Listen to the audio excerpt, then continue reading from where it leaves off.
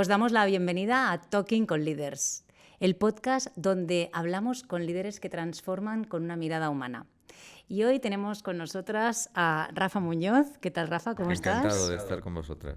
Igualmente. Rafa es director de Recursos Humanos, tiene una amplia trayectoria, más de 25 años, trabajando en empresas que realmente su trayectoria es espectacular, ¿verdad, Olga? Sí, además, con muchísima diversidad, y lo que nos ha gustado más es este enfoque humanista que tienes, tanto a nivel personal, pero también como a nivel profesional, ¿no? Donde valoras, ¿no?, ese impacto que las decisiones pueden tener en las personas. Entonces, pues nada, con ganas de charlar un rato contigo, Pues que nos encantado. expliques, que nos compartas y que... Encantado de poder compartir algo. Además, a mí me gusta hablar, así que me des la oportunidad. Pues qué bien. A nosotros nos gusta también mucho hablar y escuchar, que eso es muy importante. Porque tú has tenido una trayectoria que realmente es muy interesante, ya que has trabajado en empresas muy diversas. Has trabajado en empresas diversas de procedencia, culturalmente, empresas grandes, pequeñas, de diferentes sectores. Cuéntanos. Multinacionales de distintos orígenes, empresas cotizadas en bolsa, empresas familiares. De todo. La verdad es que he sido un afortunado, sinceramente. Hombre, eso es un gran aprendizaje, ¿no? Todas estas experiencias, sí, sin duda.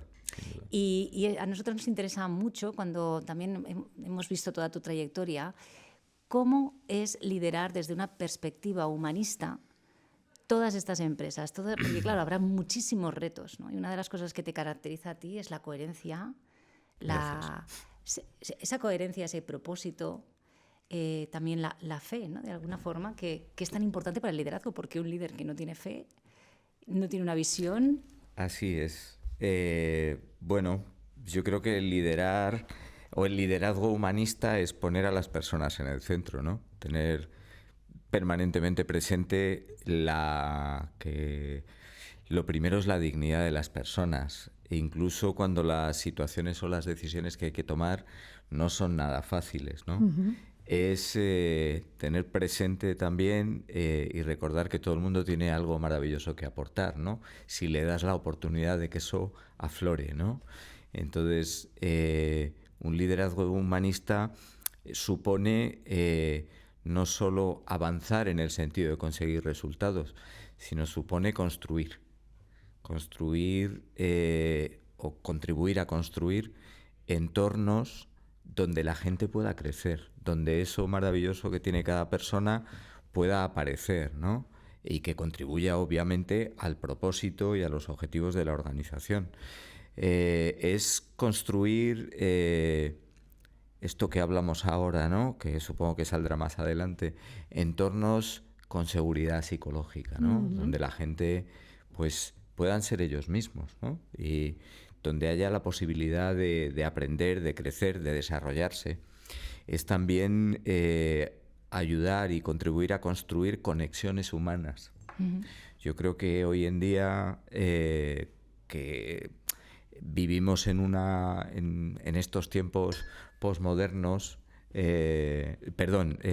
posnormales, creo que en medio de esa incertidumbre y de la complejidad, la necesidad de valores se hace acuciante, ¿no?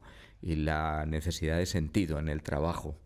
Entonces yo creo que eso es el liderazgo también humanista, ¿no? El darle su sitio y su relevancia a los valores, a las personas, a las conexiones humanas, ¿no? Porque si no existe esa conexión humana, el liderar se convierte en un ordeno y mando, y se convierte para las personas en obediencia, uh-huh, no en participación, no en contribución, ¿no? Entonces yo creo que, hablar del liderazgo humanista tiene muchas facetas, como estáis viendo, pero yo creo que al final, si tuviera que resumirlo, es eso, es poner a las personas en el centro, a pesar de las dificultades que puede conllevar las decisiones que tienes que tomar o las situaciones que tienes que enfrentar dentro de las empresas, que a veces no son nada fáciles. Sí, está claro. Nos gustó muchísimo una frase, ¿no?, que nos dijiste, que fue la de: ostras, todas las personas que han ido pasando, ¿no?, que han trabajado conmigo, o sea, recuerdan haber crecido, ¿no? Durante esa época, ¿no? Qué bonito esto, ¿no? Yo no sé si todos, porque no te puedes llevar absolutamente bien con todo el mundo y seguro que hay quien a lo mejor no me recuerda del mejor modo, pero sí es verdad que la mayor parte de la gente que ha trabajado conmigo creo que después han ido a sitios y puestos mejores, ¿no? Entonces es algo de lo que yo me siento muy orgulloso, pero yo creo que el mérito fundamental es de ellos. Es decir, a lo mejor yo he contribuido de algún modo a que aflorase todo eso fantástico que tenían ellos, ¿no? Y a lo mejor yo he hecho un buen trabajo en la selección, ¿no? Pero yo creo que el mérito está de las personas en a lo mejor haber sabido aprovechar la oportunidad.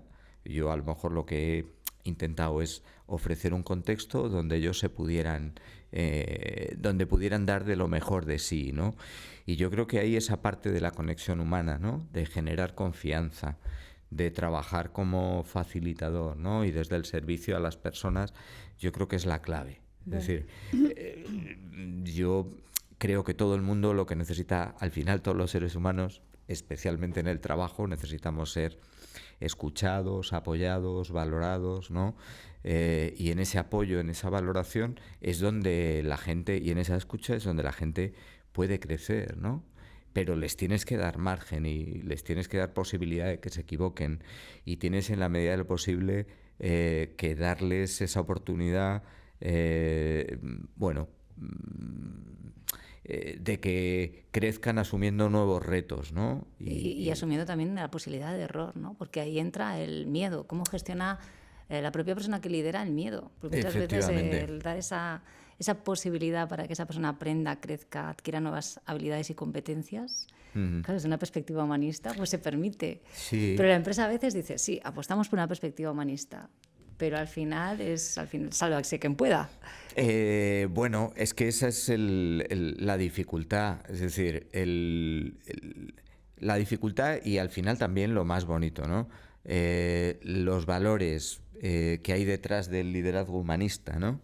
Esto que decía, las personas en el centro, la humildad, la transparencia, que para mí esas son claves no son para los buenos tiempos. Es para todo momento. Exacto. Es decir, la ética, los valores tienen que ser luces. ¿Y cuándo necesitas luces? Pues especialmente en la oscuridad.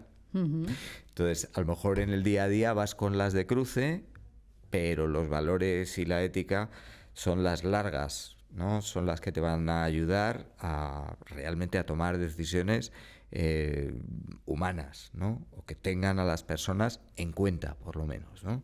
Porque hay muchos otros factores que influyen en las decisiones de las empresas, ¿no? Pero a nosotros, los de recursos humanos, nos toca por lo menos mantener esa bandera, ¿no? Yo creo, o así por lo menos lo entiendo desde mi punto de vista y desde mi trabajo, ¿no? Tenemos que intentar mantener esa bandera, ¿no? De los valores, del propósito y más todavía hoy en día, con esto que decía, la incertidumbre, el cambio permanente en el que vivimos. Tiene que haber alguna referencia y la referencia tienen que ser los valores y el propósito, ¿no? Dentro de las organizaciones. ¿Y cómo lo bajamos esto al día a día? Porque claro, es verdad que a veces hay muy buena voluntad, los valores a veces entran en lo abstracto, cada uno lo interpreta a su manera, porque luego si lo bajamos en comportamientos, cómo se materializan esos valores, sí que es cierto que puede ser, sí, por ejemplo, las personas son lo más importante, pero hay que dar unos números, una productividad. ¿Tú cómo lo has visto? Que seguramente te habrán venido con este reto, ¿no? ¿Cómo se articula para poder realmente, pues si hay que dar más feedback a las personas que lo saben, no tienen tiempo? ¿Cuál, desde tu perspectiva, cuál sería la recomendación o la buena práctica para que las personas pudieran equilibrar esa necesidad de ir produciendo, pero también de hacer crecer a las personas? Bueno, yo creo que primero hay que generar, como decía antes, porque no soy nadie para dar recetas, ni tampoco existen recetas mágicas en esto de la gestión, y menos en la gestión de personas, que al final es un arte, porque, por todas las componentes que tiene, de implicación del factor humano, de adaptabilidad, de búsqueda de soluciones creativas, etcétera, etcétera, ¿no? Pero, bueno, en esos momentos de dificultad, ¿no? Yo creo que como decía antes, los valores son o deberían ser la referencia que dé, digamos, la estabilidad a las personas. En las decisiones difíciles creo que hay que trabajar siempre desde la honestidad y la transparencia. Es decir, comunica todo lo que puedas comunicar. Sé transparente con respecto a las posibles consecuencias. A lo mejor tienes que, no puedes hacerlo desde el primer momento. Claro. Y tienes que secuenciar tu comunicación y entender en qué momento tienes que comunicar cada aspecto del proceso que tienes que afrontar, ¿no? Pero desde luego tiene que ser desde la honestidad, desde la transparencia. La comunicación es la herramienta más potente que tienen las organizaciones, ¿vale? Y el 99% de los problemas que tienen las organizaciones son de comunicación. De comunicación. Entonces, yo creo que ese aspecto hay que trabajarlo constantemente. Pero la comunicación no va a funcionar si no se ha generado un contexto de confianza.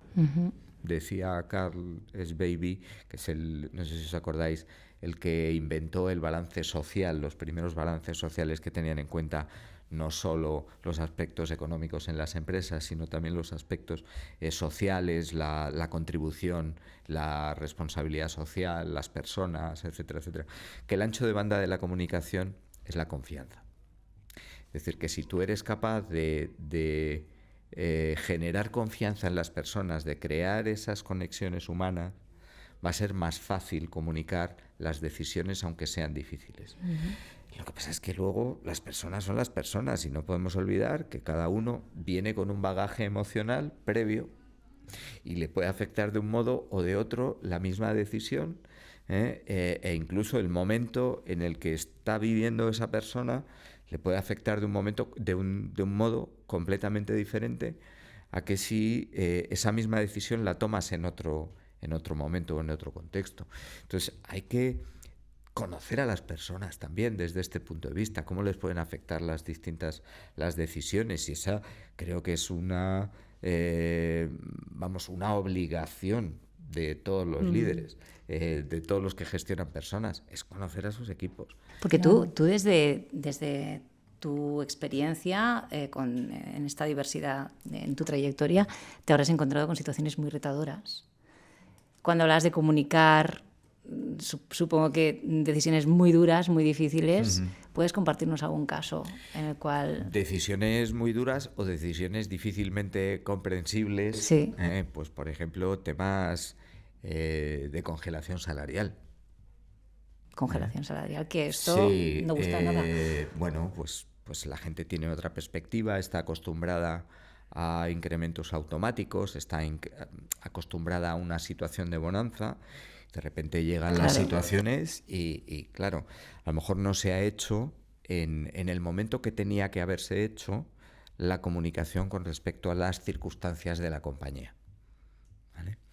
Y entonces parece que todo el mundo se sorprende porque no se ha hecho el trabajo previamente. No se trata de asustar a la gente, sino de ser realista, ¿no? Y ha llegado el momento que cuando han venido la situación difícil, la gente estaba en otra tesitura completamente diferente y no entendían absolutamente nada las decisiones que se estaban tomando. Pero hay un alineamiento, ¿no?, con la comunicación interna. Claro, es que hay que, efectivamente. Luego también la frecuencia de esa comunicación. Es que a lo mejor no había la comunicación suficiente por parte de los líderes, ¿no? A la hora de ponerse al lado de la gente, es lo que os decía antes. Creo que hay que comunicar todo lo que se puede comunicar. No te lo dejes en el bolsillo, porque la gente necesita entender cuáles son las implicaciones de su trabajo, cuál es el contexto en el que trabaja, y necesita saber cuál es su contribución. Claro. Y a lo mejor la gente está dando de lo mejor de sí, pero estás en una coyuntura económica que no permite efectivamente recompensar a lo mejor del modo en el que se debería a estas personas. Pero bueno, al final, en estas situaciones de resultados negativos o de dificultades de las compañías, lo que estás trabajando es por sobrevivir, por salir adelante, ¿no? Entonces, bueno, pues de algún modo esa es tu contribución y ese es tu propósito, ¿no? Y supongo que es no perder, ¿no?, lo que has dicho antes, de ponerse al servicio, ¿no?, de girar esa pirámide del liderazgo, ¿no?, y ponerla, esa es otra... bueno, invertirla qué necesitan mis equipos de mí, ¿no? Qué es lo que necesitan, qué es lo que yo puedo ofrecerles para que puedan seguir contribuyendo. Eso es. En el entorno que existe en cada momento, ¿no? Entonces, Así es, me ha encantado que me recuerdes ese concepto de vivir la pirámide invertida, ¿no? Es cierto, la gente, especialmente en empresas de servicios, ¿no? Los que tienen verdaderamente el poder son los que están al lado de los clientes, porque son los que dan respuesta y es a través de los cuales se percibe nuestro valor, ¿no? Como empresa y como organización. Pero hay que saber vivir, hay que darles la prioridad y saber que el resto trabajamos para ellos. Exacto. Entonces, ese liderazgo al servicio también es parte, para mí, fundamental de esa idea del liderazgo humanista. Totalmente, claro. Ese facilitador, ¿no? ¿Qué necesitas para llegar a tus Efectivamente. objetivos? Estoy aquí para ayudarte. Claro, si mi equipo consigue cada uno de ellos sus objetivos, Claro. yo consigo los míos como responsable del departamento, del área o de lo que sea. Entonces, mi tarea fundamental es facilitar el trabajo de mi equipo, que ellos puedan... Y ahí entra esa parte del desarrollo, no solo en temas de proceso o de herramientas, sino también de competencias personales, ¿no? y de valores. A mí me gusta pensar o quiero trabajar para que la gente, cuando se vaya de la empresa, si se tiene que ir en algún momento, no solo se vayan siendo mejores profesionales, sino en la medida de lo posible un poquito mejores personas, pues vamos, sería perfecto, porque al final lo único que te llevas de las empresas es eso, lo que has aprendido y la buena gente que has conocido o que has podido conocer. Lo demás, pues probablemente no te van a dejar que te lo lleves. Es mejor formarles y que se vayan que no formarles y que se queden. ¿no? Total, parece que se ha Esto olvidado lo decía ese... Henry Ford. Sí, parece que se ha olvidado ese concepto de empleabilidad. Exacto. Estás Exacto. invirtiendo Eso es una en la- ganancia, claro, en tu carrera profesional. Y claro. estás invirtiendo en las personas. Y no Totalmente. necesariamente se van a tener que ir. Y hoy el que está en tu compañía, mañana puede ser tu cliente.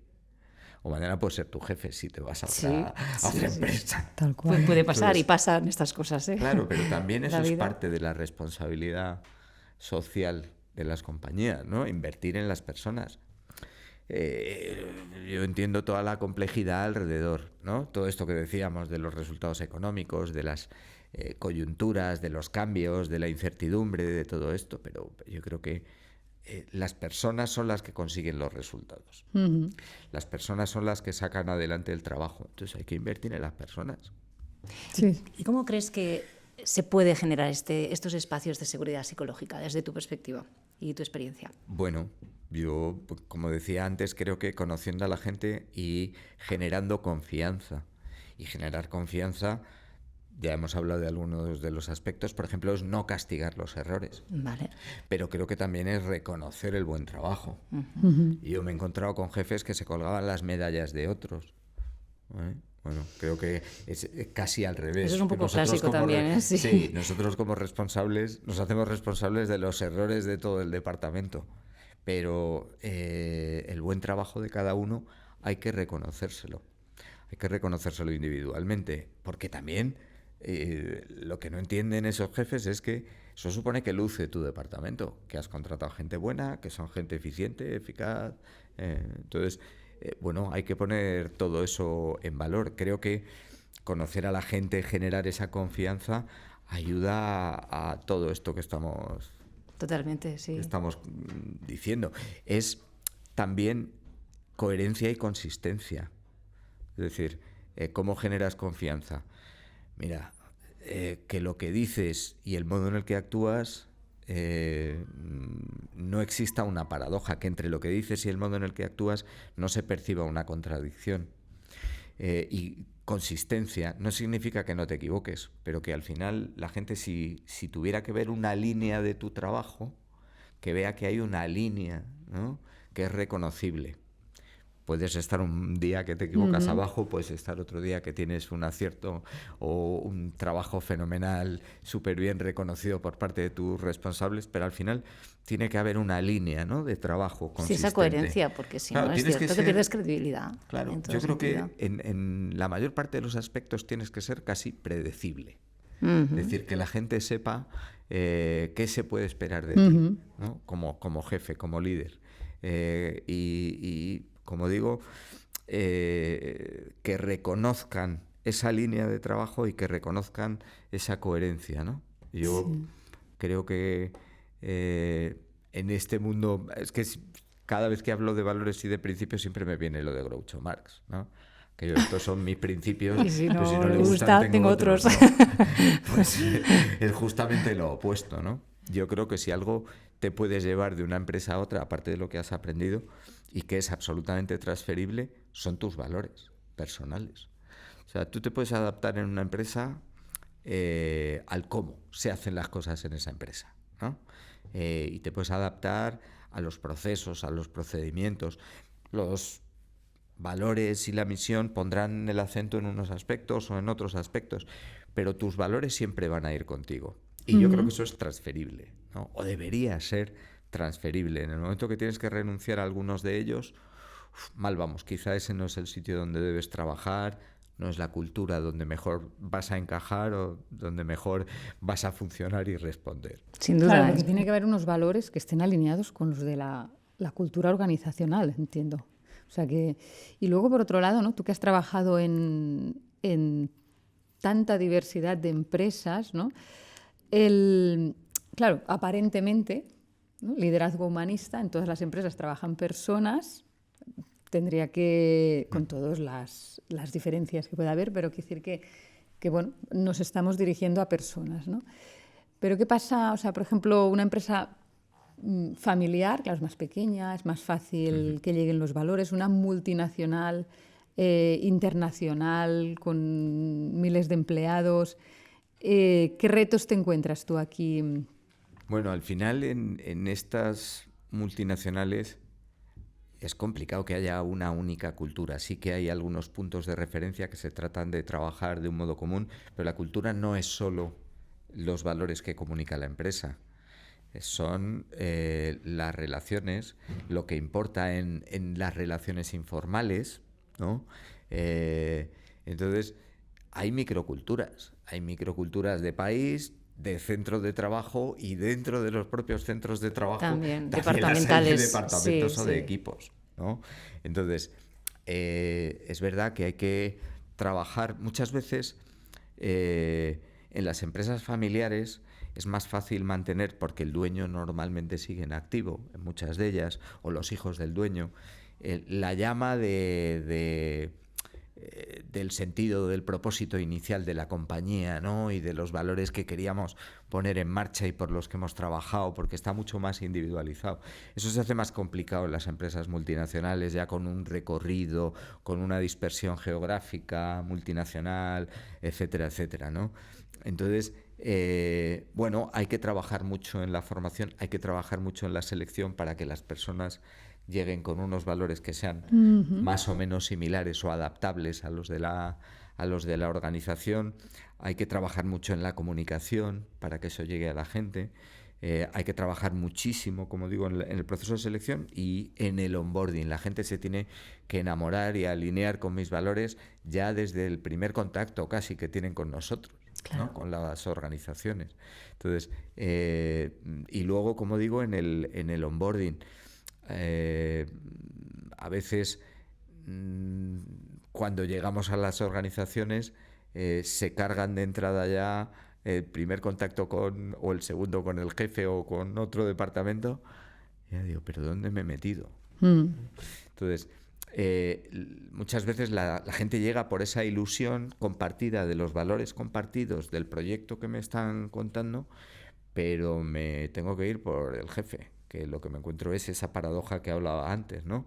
Llego por el proyecto, pero me marcho por el liderazgo. Exacto. Que me encuentro. Es que hay líderes que invitan a entrar y otros que invitan a salir, también, a quedarse, y otros que invitan a salir. Efectivamente, entonces en una lucha por el talento como la que tenemos ahora, es que no te puedes permitir ese tipo de cosas. No tienes que trabajar ese liderazgo que digo yo.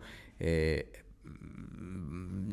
que no te queda otro remedio si quieres mantener o atraer talento, ¿no? Tienes que tener un liderazgo adecuado. Y la gente, además, desde mi punto de vista, perdona, Joana, tiene derecho, desde mi punto de vista, a un liderazgo eficiente y a un liderazgo humano. Claro. porque les pedimos que den de lo mejor de sí mismos. Tal cual. Hace 100 años, sí, en el Taylorismo y con Ford, que lo has mencionado antes, ponía el tornillo, apretaba y me iba a casa después. Ahora es que se nos pide en el trabajo que pongamos lo mejor de nuestras cualidades como personas. Y salir de la zona de confort cada día, casi. Total. Sí. Entonces, bueno, pues tengo derecho a que la persona a la que yo tenga que reportar o que lidere mi departamento sea alguien que me trate como persona y sea alguien que sepa hacer su trabajo, no necesariamente que no se equivoque, porque equivocarse nos equivocamos todos, pero sí que tenga esa perspectiva y que trabaje desde ese punto de vista. Insisto, para mí eso es un derecho de la gente. Totalmente. Pero ¿hasta qué punto es importante apostar por un modelo de liderazgo, la organización? Porque a veces yo veo mucha disparidad. A ver. Y por eso hablaba de que la interpretación de los valores es un poco libre, ¿no? Por lo tanto, las personas que lideran saben lo que tienen que hacer, saben lo que es mejor para ellos, porque al final es un retorno, pero a veces es el encontrar el tiempo, y yo creo que más de tiempo es más prioridades, pero claro, a veces un modelo de liderazgo puede ayudar a que esos valores, encontrar ese propósito compartido, esos valores, y luego bajarlo a comportamientos, ¿no? Totalmente. ¿Y eso les podría ayudar? Por supuesto, y yo creo que cada vez más las empresas trabajan desde los modelos de competencias y también desde la gestión por valores. Cada vez está más presente.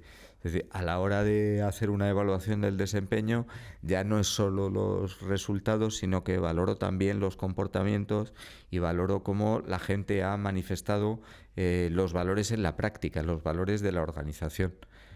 Eso lo hacíamos en la última empresa en la que he estado, en la última organización. Teníamos ese enfoque, ¿no?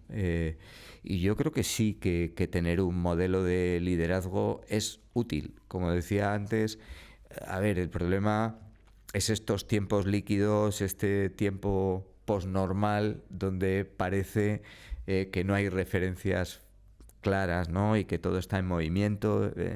Pero yo creo que los valores lo que te ayudan es eso, a tener un anclaje y a tener una referencia, ¿no? Sí que es verdad que pueden tener diferentes interpretaciones o que puede haber diferentes definiciones con respecto a un mismo valor, pero para ti la importante es la que tú tengas en tu empresa. Pero tampoco hay tanta diferencia. O sea, la humildad es la humildad y la transparencia es la transparencia. Y el orgullo de pertenencia es el orgullo de pertenencia. Y la orientación al servicio es la orientación al servicio. O sea, que aunque haya matices, yo creo que el fondo es común, ¿no? Y que todos entendemos más o menos lo mismo cuando hablamos de humildad o cuando hablamos de sentido de pertenencia o cuando hablamos de orgullo de pertenencia. Es que me estoy acordando de uno de los valores de una compañía para la que trabajé. ¿Y cuál era? El primero de los valores era ese. Orgullo de pertenencia. Sí. Claro. Y además era un acrónimo que era Pride, orgullo. Muy bien, muy chulo. Entonces, Hay sí, un buen no, pero modelo. con lo que decías antes también, o sea, se pueden desarrollar y comunicar, ¿no? Que decías, Totalmente. o sea, que es verdad que puede haber sutilezas, pero a través de la comunicación tan importante, ¿no? Dentro de una organización, entendiendo la organización también como un ente vivo, pues que se vincula a través de las conversaciones y la comunicación. tiene que ser algo vivo. Es que tener unos valores en un cuadro en la pared no vale para nada. No vale para nada. Entonces, lo que tienes que hacer es bajar el cuadro de la pared y decirle a la gente ¿Qué quiere decir? esto es lo que esperamos de vosotros. Sí, por un Vale. lado, y por otro lo que decías antes también, ¿no? Que en esos momentos de oscuridad es cuando se sacan estos faros que son los valores y que te Efectivamente. definen ese cómo estás tomando esas decisiones, cómo pones a las personas en el centro, cómo... Rafa, nos comentaste que en breve, o sea, en los próximos 10 años se jubila muchísima gente y que no hay relevo generacional. Ujú. Así es. O sea, la situación demográfica, los índices de natalidad de este país son de los peores del mundo. Entonces, esto supone que no hay un relevo generacional que venga por detrás. Eso es una oportunidad para los jóvenes, pero al mismo tiempo también es una oportunidad para el talento senior. A ver si de una vez desterramos este esta forma de discriminación que está tan presente, que es el edadismo. El edadismo, sí. Aunque no me parece que sea siempre la solución, creo que tarde o temprano tiene que haber algún tipo de medida legislativa, no solo para limitar este tipo de discriminación, sino también a lo mejor para fomentar de algún modo la contratación del talento senior, o fórmulas como alguna de las que se ha buscado recientemente, esta jubilación flexible, que puede seguir trabajando al mismo tiempo cobrando parte de la jubilación o toda la jubilación, no recuerdo ahora mismo exactamente, pero bueno, que son modelos que permiten mantener a la gente en activo y que la gente siga aportando todo ese bagaje que ha ido adquiriendo a lo largo de toda su trayectoria. Yo creo que con respecto a la gente joven, a ver, creo que hay todavía una brecha grande entre lo que se enseña en las escuelas y lo que luego se necesita en las empresas. Entonces, y luego hay muchos puestos que son más técnicos, que son más de oficios, que también tenemos que apostar por ellos. Que es que si no, ¿quién va a hacer esos trabajos? Bueno, tienes la inmigración, pero la inmigración, bueno, de algún modo, si fuera un poco... Este es un problema complicadísimo de resolver, es complicado, ¿no? sí. Pero existe. Pero final existe. Claro. Tiene que... Ojalá pudiera ser ordenada, ojalá pudiera ser todo legal, ojalá... Pero bueno, la realidad es que no es así, y una vez que los tienes aquí, bueno, vamos a ver quién se quiere integrar y qué oportunidades les podemos dar, ¿no? Porque necesitamos ese capital humano, ¿no? Que aquí hay otro ingrediente, que es la fuga de cerebros. Total. También. Está eso, otro de los aspectos. Es decir, los países más ricos atraen nuestro mejor talento, en términos de investigadores, en términos de directivos, en términos de otros profesionales. Donde ponen recursos, claro. ¿Y qué estamos haciendo nosotros? Estamos descapitalizando los países en desarrollo, porque al final esa gente, los que están más preparados, hacen lo mismo. Buscan venir a Occidente, y es absolutamente legítimo que busquen mejores oportunidades, porque cuando vas a estos países y ves lo que hay, pues dices, no me extraña que lo que quieran es salir de aquí. Es una cuestión de, pues eso, muchas veces de mera supervivencia. Sí. Bueno. Y abordar esto que decías, ¿no? De este vacío, abordarlo de alguna manera también aseguraría, ¿no? esa continuidad en la coherencia, ¿no? Del modelo de liderazgo, de los valores, de la cultura organizacional, que dé esa continuidad. Claro, ese mix que necesariamente tiene que haber de multiedad, o no me sale ahora mismo la palabra, dentro de las organizaciones, supone que el talento senior y la experiencia del talento senior puede ser compartida con la gente más... De ahí los contratos de relevo, ¿no? Que no acaban de... Claro, muchas veces la cuestión es que en las empresas no se dice que no se tiene tiempo, y también es verdad por cómo son los cambios hoy en día, no se quiere perder tiempo en formar a la gente más joven. O sea, quiero decir que enseguida se busca el resultado, que enseguida en muchísimas ocasiones, hay honrosas excepciones, ¿no? Pero se intenta o se ve todo con un mero cortoplacismo. ¿no? Sin tener en cuenta la curva de aprendizaje, que es importante. Y la gente más joven necesita ese acompañamiento, necesita esa inmersión cultural dentro de las compañías, necesitan esas mentorías, ese apoyo interno, no solo de su jefe inmediato, sino gente que conozcan, que amplíen miras, que entiendan. Y en las multinacionales, joder, es que hay un montón de oportunidades para conocer otros proyectos, otros departamentos, Yo creo que esa es la parte, bueno, pues que es verdad que muchas empresas no tienen los recursos, no tienen la situación económica, bueno, pero creo que siempre se pueden hacer cosas y con bajo coste. ¿No? Entonces, no siempre la excusa puede ser los resultados económicos, ¿no? También, como digo, es el corto plazo. Si lo único que estoy mirando es la última línea de la cuenta de resultados, en todo momento sin tener otra perspectiva, sin pensar en las personas, pues obviamente difícilmente voy a atender a sus necesidades. Pero esto es muy difícil de balancear. Sí, porque al final hay que buscar ese ROI que tiene el invertir en las personas, ¿no? En ese liderazgo humanista. O sea, que existe, que está. Y se puede calcular. Total, efectivamente. Entonces, la cuestión es qué necesitas, porque como digo, no existen recetas mágicas. ¿Qué necesita tu empresa? ¿Qué es lo importante de tu empresa? Y hacia dónde camina tu empresa. Y entonces, en función de eso, ¿qué palancas o desde el punto de vista de las personas, qué puedo hacer para contribuir a todo eso? Entonces, bueno, pero tenemos que tener claro que son las personas, ¿no? Las que fundamentalmente son las que hacen el trabajo. Ahora ya tenemos la inteligencia artificial que nos va a hacer buena parte del trabajo, que ya nos está haciendo buena parte del trabajo. Vamos a ver cuál es el impacto de todo eso. Yo creo, mira, estoy hablando antes del talento senior de los jóvenes y demás. Hay una oportunidad para las humanidades en la inteligencia artificial enorme. Sí. O sea, porque ahora, ¿qué es lo que necesitas? Saber preguntar. Saber transmitirle las ideas es curiosísimo, al ordenador, sí, porque yo alguna vez con el ChatGPT empezaba a preguntarle cosas y a veces decía, no se entera, y pensando, no, la que no sabes preguntar eres tú, y es un claro ejemplo de cómo mejorar tu comunicación, porque es que tal como hay personas que lo mismo no te lo dirán por educación, pero el ChatGPT te da el resultado que tú le estás diciendo, ¿no? Entonces, claramente es el retorno que tienes. Así es. ¿Cómo preguntas?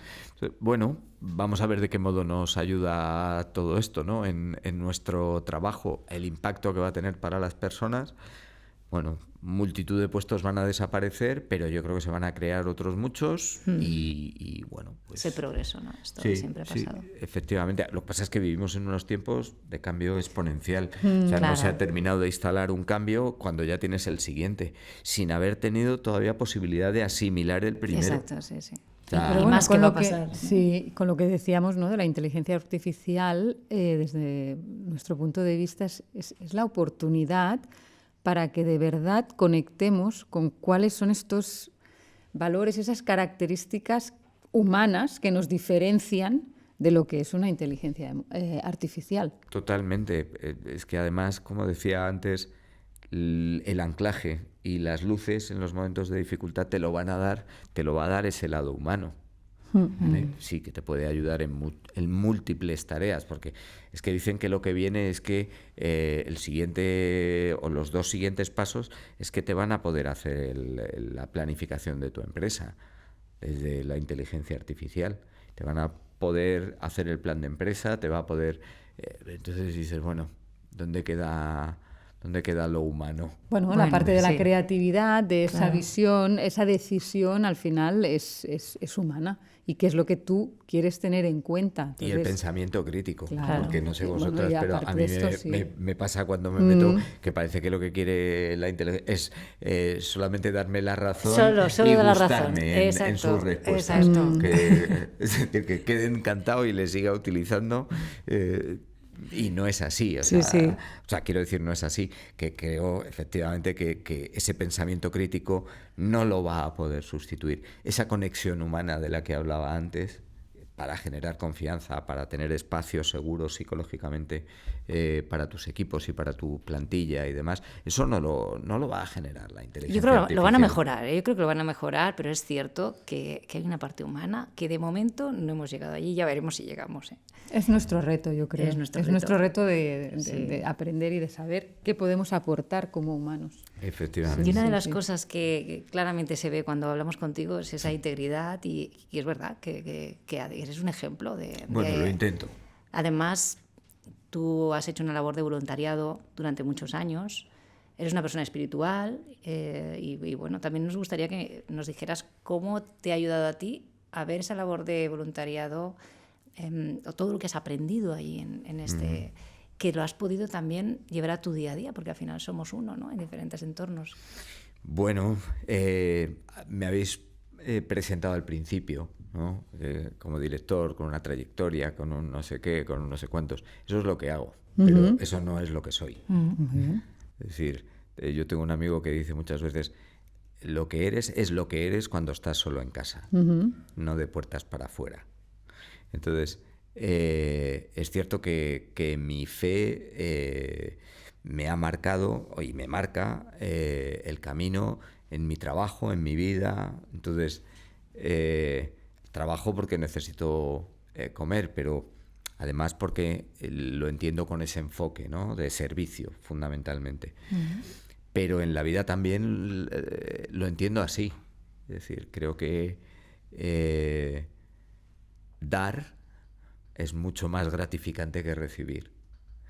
Y así he enfocado yo, bueno, pues esas actividades en mi vida privada, ¿no? Actividades de voluntariado, pues en ONGs de cooperación al desarrollo, en países, bueno, he tenido la suerte de estar en...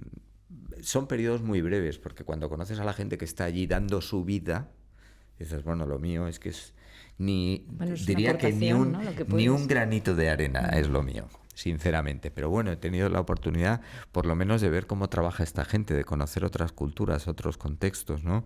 He estado en Sri Lanka, en Paraguay, en Angola, en Mozambique, en Kenia.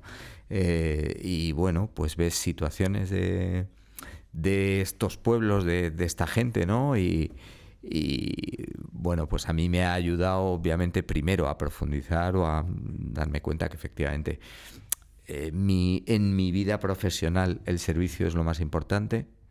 Ese liderazgo al servicio, ese liderazgo orientado o fundado en las personas, me ha ayudado mucho a relativizar los problemas y las situaciones aquí, ¿vale? Porque muchas veces... en nuestro micromundo no vemos todo. Claro, lo que hay, ¿no? Es que estamos al borde de una crisis, o es que Occidente entra en una crisis económica. Ya, y estos países, estos viven permanentemente en crisis, permanentemente. ¿Vale? Porque pues es verdad que también las desigualdades son muchísimo más grandes en estos países que en otros. Pero yo he visto, los mejores coches que he visto en mi vida los he visto en Maputo, en la capital de Mozambique. Y a 3 kilómetros de ese hotel de 7 estrellas hay un slam, una zona de chabolas inmensa, o sea, inmensa. Entonces, los contrastes son muchísimo mayores. Me ayuda a pensar también en mi propia sociedad, ¿no? ¿Qué puedo hacer yo, si no para reducir esas desigualdades, pues para que la gente, o para ayudar a la gente que más lo necesita, ¿no? La gente más desfavorecida.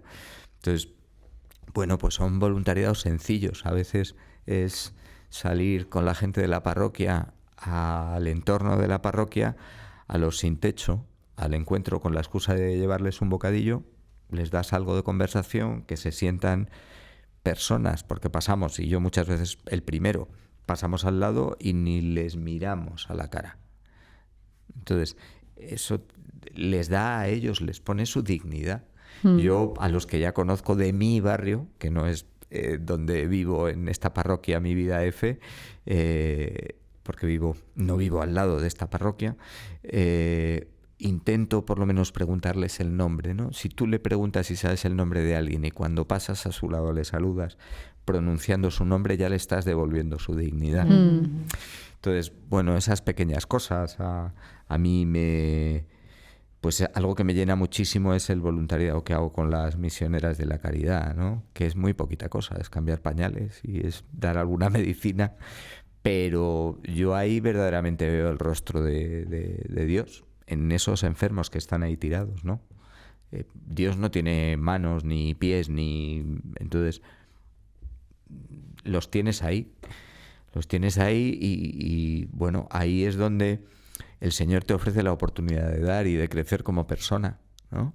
De eso poquito bueno que puedes tener, que no es tuyo, porque nada de lo que tenemos bueno para mí, todo es un regalo, todo es un don, ¿vale?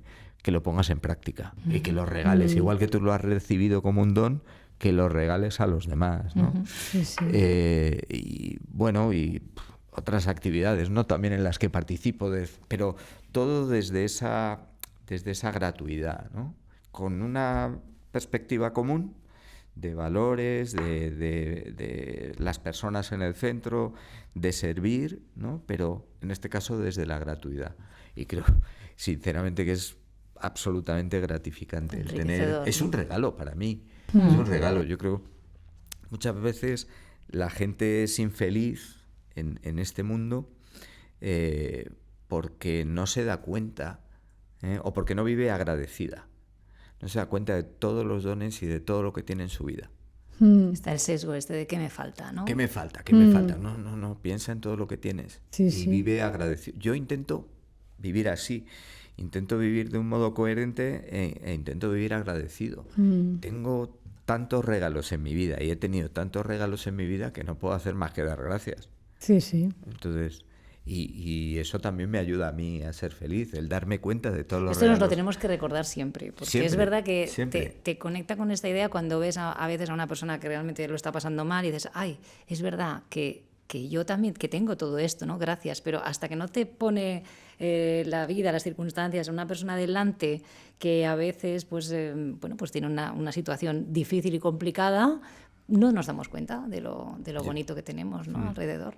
Trabajando en call centers y en retail, que es muy duro porque estás cara al público y te tienes que comer tus emociones en muchas ocasiones. Yo fui teleoperadora en la universidad cuando estaba estudiando. Pues yo intentaba siempre transmitirles a los equipos, a la gente, que al final del día hicieran un pequeño ejercicio de tratar de reconocer y dar gracias por algo bueno que hubieran tenido en el día.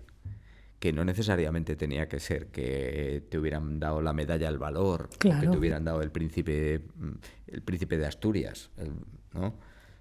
Pues oye, hoy que una señora que ha venido y me ha echado unas risas, un compañero que me ha contado un chiste y me he estado partiendo. Claro. Sí, sí, ahí está la fuerza, ¿eh? Algo que me ha salido fenomenal en el trabajo, una buena venta que he hecho, pero reconócelo. O sea, es que Ponlo Ya me hubiera gustado ponlo que en hubieras estado en mi valor. empresa, ¿eh? Ya me hubiera Ponlo en gustado valor, que hubieras ¿no? estado allí.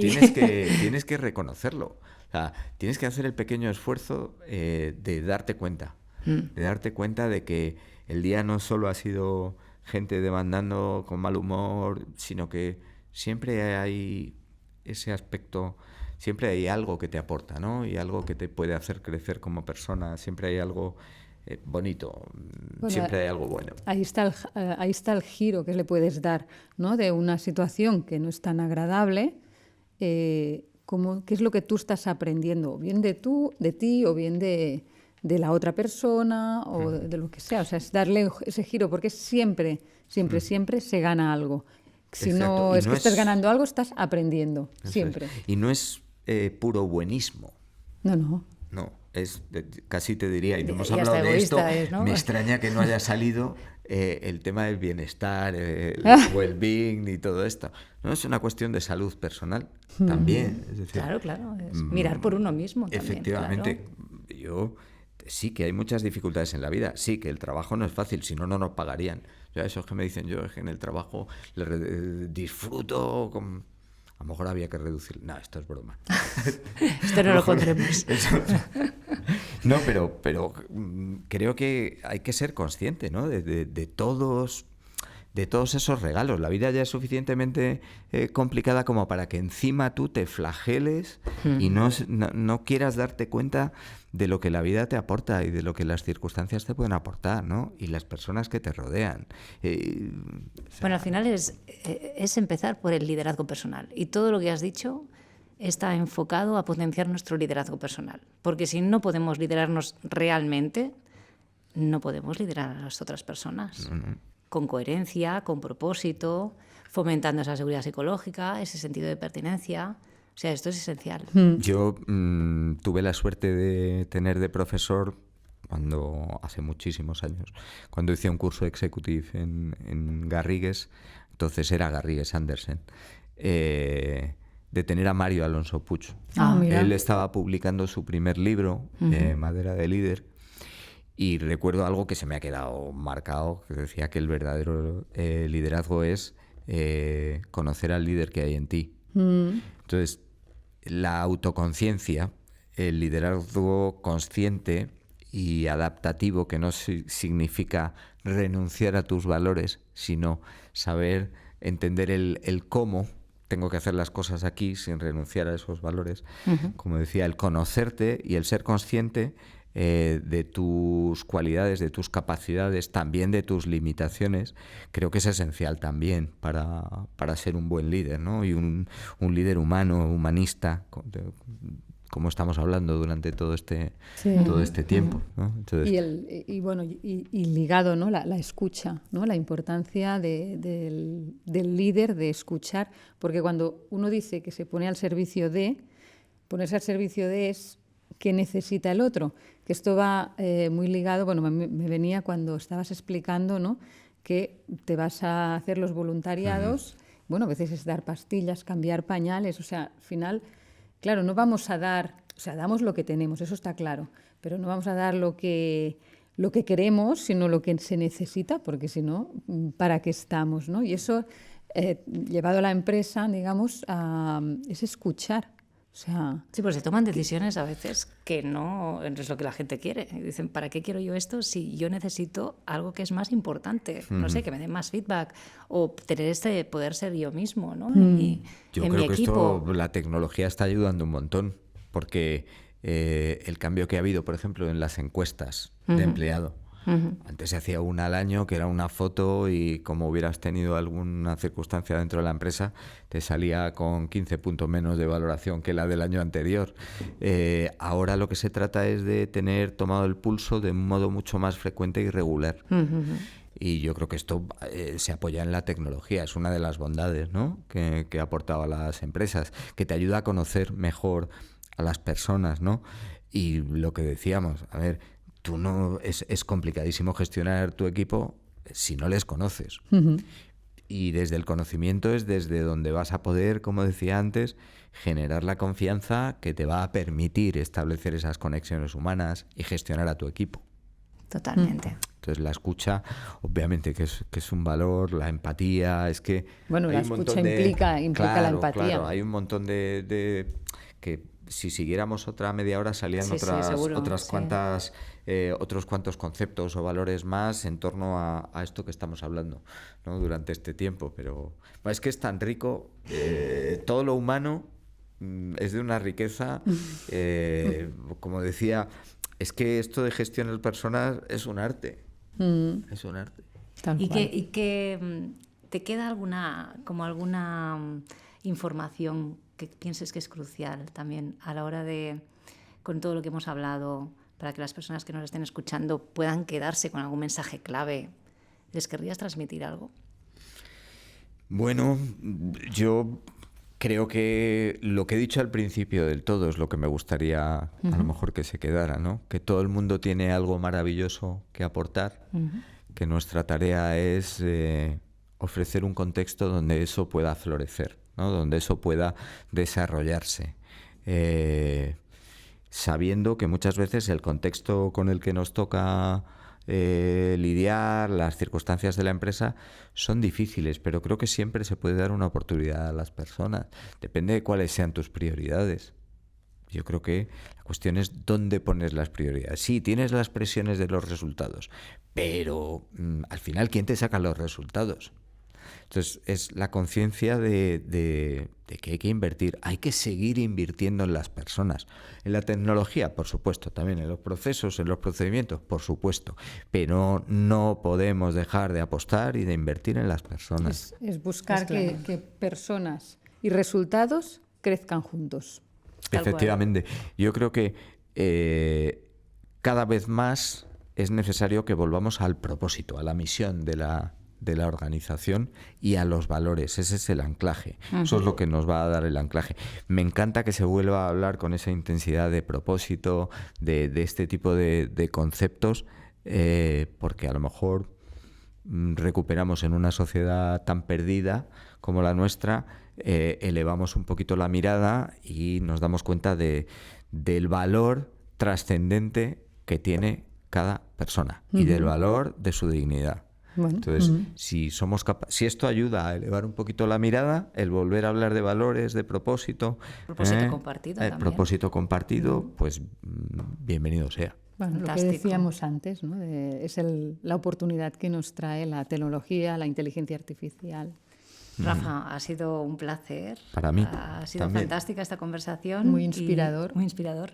y te deseamos pues que continúes tu trayectoria pues muy feliz, agradecido y agradecido a también toda la- vosotras, porque también tengo que decir que me ha encantado esta conversación y tener la oportunidad. No es fácil poder hablar de este tipo de cuestiones, poder hablar también desde el corazón, poder hablar de las cosas en las que crees y demás. Así que nada, agradecido, enormemente agradecido por la oportunidad y por haber podido compartir con vosotras este punto de vista. Genial. Pues Muchas gracias. Y gracias a ti que nos has visto. Te esperamos en el próximo episodio.